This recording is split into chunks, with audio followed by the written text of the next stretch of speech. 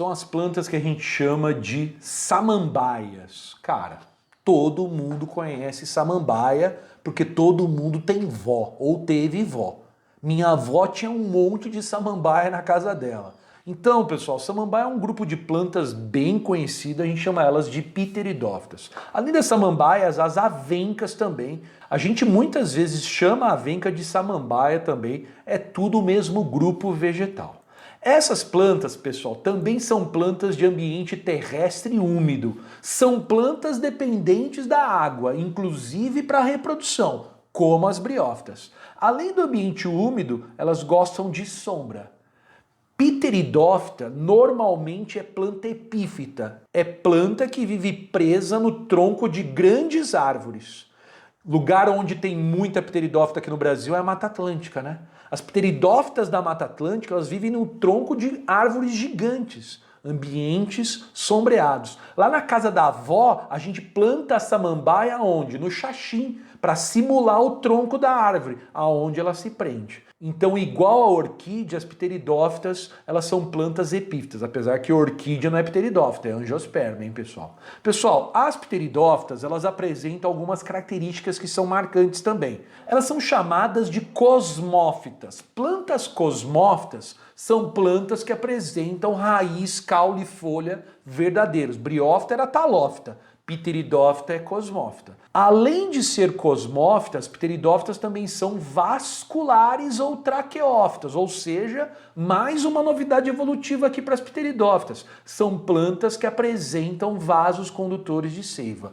Planta que tem vaso condutor consegue chegar a maior porte, a ter um tamanho maior, porque o transporte é rápido.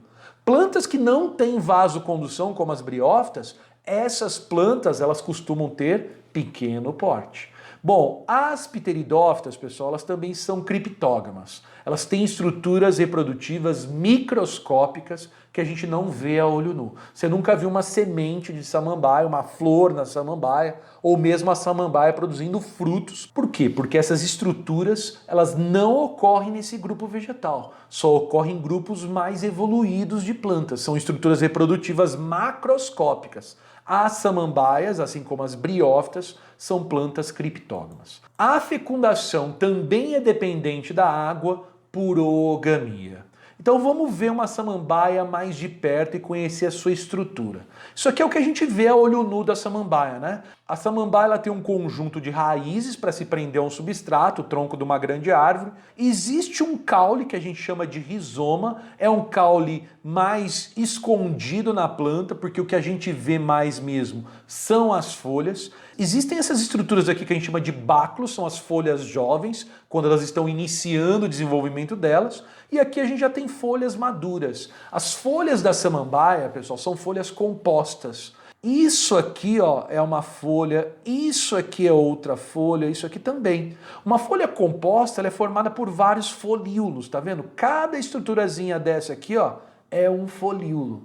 Então é uma folha composta. Bom, quem já observou samambaia sabe que na época da reprodução dela, na face inferior dos folíolos, forma um pontinho mais escuro ali no folíolo, que a gente chama de soro. Os soros são os locais onde os esporos são formados. Pessoal, aqui de novo a pteridófita, tudo que a gente vê, a gente chama de esporófito, ele é 2N, é a fase duradoura das pteridófitas. Perceba, lá nas briófitas, qual que era a fase duradoura? É o gametófito. Aqui nas pteridófitas, a samambaia em si é o esporófito.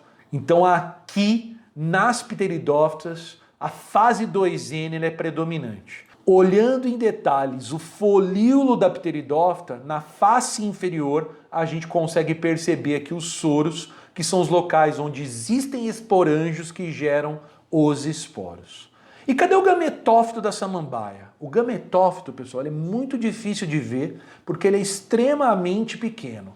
Não é microscópico, dá para ver a olho nu. Ele parece uma folhinha verde assim, ó, com formato de coraçãozinho. Olha só que lindo, é o chambinho da pteridófito. Esse é o gametófito, a gente chama ele também de protalo, é a fase N de uma samambaia. Se você procurar no xaxim da casa de vó, você vai encontrar lá uma folhinha no formato de coração. Esse é o gametófito, o protalo. Aqui, pessoal, o gametófito é a fase transitória. Mais uma vez, vou evidenciar. Em briófitas, o gametófito é duradouro, o esporófito transitório. Aqui nas pteridófitas inverteu. É o esporófito que é duradouro, o gametófito ele é transitório. O gametófito, pessoal, ele apresenta tanto os arquegônios femininos, garrafinha com osfera dentro, como os anterídeos masculinos, cálicezinho com anterozoide dentro. Portanto, aqui nas pteridófitas, o gametófito ou protalo, pessoal, ele é monóico, ele é hermafrodita, ele tem as estruturas reprodutivas tanto masculinas como femininas. Vamos ver a pteridófita se reproduzindo? Aqui a reprodução também é por metagênese ou alternância de gerações. Tudo que a gente vê numa samambaia é o esporófito dela. Ela apresenta soros, que são conjuntos de esporângios lá no folíolo. Quando o esporângio, por meiose, produz esporos, esses esporos são liberados. Você passa o dedo lá em cima dos soros que estão embaixo do folíolo da samambaia, sai um pozinho amarelo. Esses esporos, pessoal, eles germinam. Eles vão se desenvolver naquilo que a gente chama de gametófito. O gametófito ou protalo, pessoal, é a estrutura N, resultado do desenvolvimento dos esporos que foram liberados lá a partir dos esporângios.